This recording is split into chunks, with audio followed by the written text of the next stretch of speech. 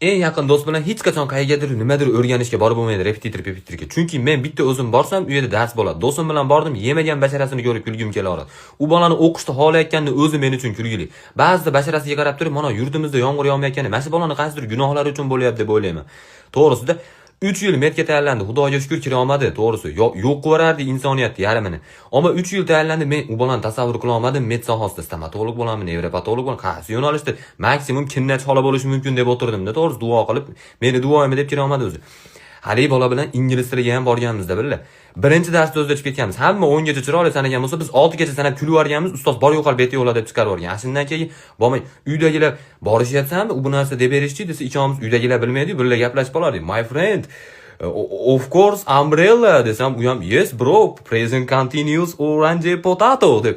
O'shuna deb turaverardik. Ingliz tili ustozni oldida qani gaplashib berishchi deyishmagunicha uyimizdagilar.